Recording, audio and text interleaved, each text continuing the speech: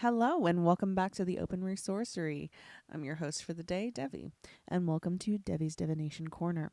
Today we are going to be speaking about Bibliomancy. What is Bibliomancy? It sounds like an ancient, epic ability that takes forever to learn and master. But in truth, it is one of the simplest forms of divination, especially in the modern age with the rise of printed works. All you need is a singular focus on your question and a book. Now, to specify on books, it doesn't need to be anything special like the Bible, the Quran, or any other various religious texts. A dictionary or a thesaurus are great as an option. The book doesn't need to pertain to any particular subject at all, though.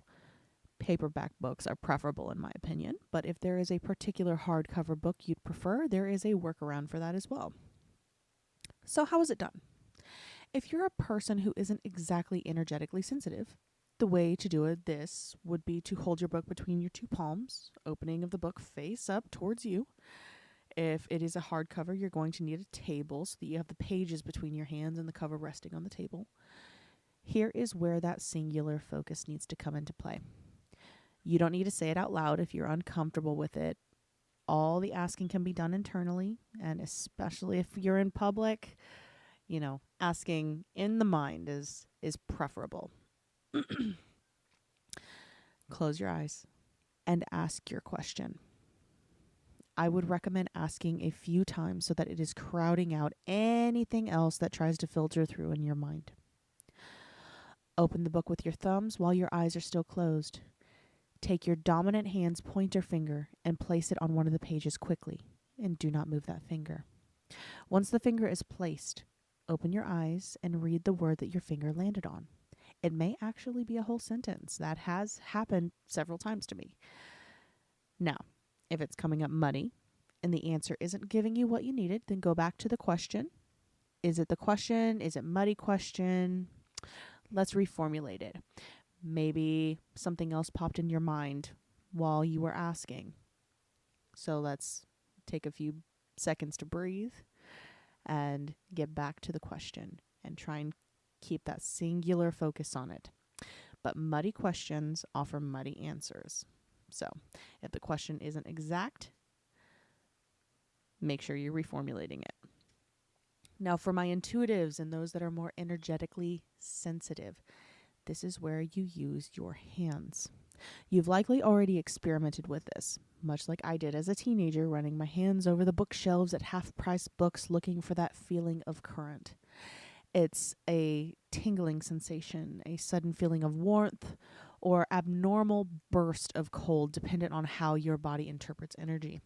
But you know that this is leading you to something that you need to see in this particular book. This is a way that your guides, your deities, any entity that you are currently working with is going to let you know that, hey, this is something that you need to see, right? The choice of book, choice of page, choice of word or sentence, this is all going to come down to that intuitive ping that you get, that feeling of current in your fingertips or in your palms. Don't rely on your eyes, no matter if you're going for the less sensitized version or the intuitive version. Our eyes are attracted to those flashy covers and pretty pictures and everything, but it's the content, the actual words, not the cover, that holds your answers. I have had pictures pop up before, but most of the time it's going to be the words instead. So, there is also the ability to do this as a group or a partnership. So you have one person flipping through books, flipping through pages, maybe even flipping through a PDF. Twisted and myself have done this several times, where he would be scrolling through a PDF and I would get the ping to tell him to stop. So at that moment, it's communication between the two parties. You both have that singular focus and you're able to concentrate on it. It takes a little bit more practice, and hopefully in the partner that you choose to do with this, you have a really good understanding of each other, because that is going to help. But bibliomancy is very, very simple. It's one of the most simple forms of divination, and I hope you come back and learn more about divinatory methods with me. This has been Devi with Devi's Divination Corner on the Open Resourcery. I hope to see you next time.